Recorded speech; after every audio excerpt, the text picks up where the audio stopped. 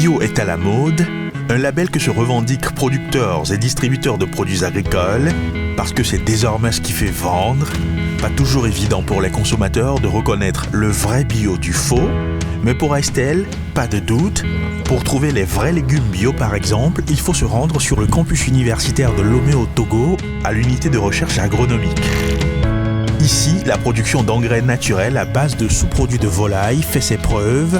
La matière première principale se trouve sur place, dans les poulailles d'expérimentation du Centre d'excellence régional sur les sciences aviaires, financé par la Banque mondiale.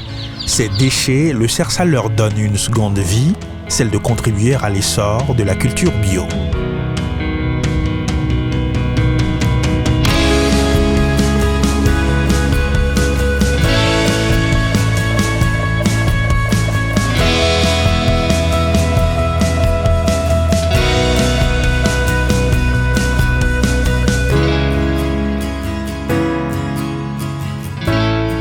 Ce qui est déchet pour toi est une matière première de production pour l'autre.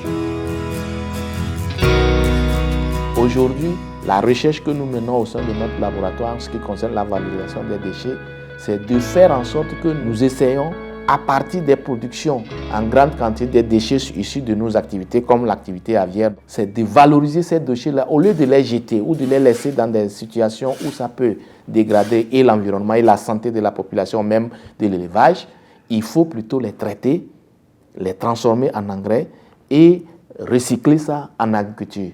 Ça nous donne des produits biologiques, sains à manger, aussi bien pour nous et pour les poulets qu'on élève. Les déchets avicoles, une aubaine pour l'agriculture biologique, l'essor de l'agriculture en Afrique en dépend selon les chercheurs. L'avenir de l'agriculture en Afrique doit passer par cette technique biologique, c'est-à-dire revaloriser la matière organique en compost, en engrais vert et donc amender les sols par cet engrais-là pour une agriculture durable.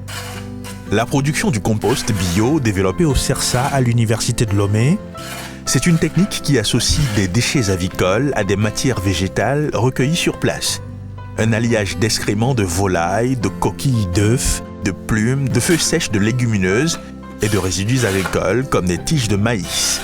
Le tout se décomposant sous l'effet de l'oxygène, de l'humidité et d'une température relativement élevée. Les premiers tests menés par le CERSA au laboratoire de l'Institut technique et de recherche agronomique ITRA confirment la richesse de ce compost en azote, en phosphore et en potassium, de quoi revitaliser les sols et augmenter les rendements agricoles.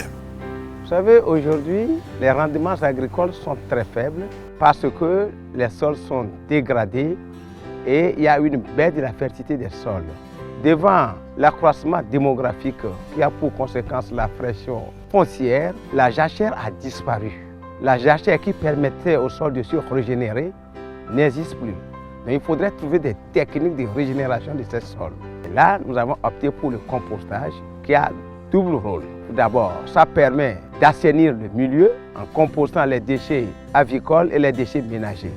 En même temps, de produire aussi des engrais organiques pour améliorer la production agricole. La méthode devrait séduire nombre de paysans, mais la technique de production de ce type de compost leur est-elle accessible? Actuellement, nous sommes en phase expérimentale au CERSA. Après, nous allons transposer la technique en milieu paysan en apprenant aux paysans à faire le compost avec les déchets avicoles, ménagers et les résidus de récolte qu'eux-mêmes produisent. Après cela, nous allons ensemble créer des champs-écoles où nous allons utiliser le compost et les paysans verront la différence entre les rendements améliorés par l'apport du compost et les rendements peut-être faibles qu'on obtiendra sur les parcelles qui n'ont pas reçu de compost.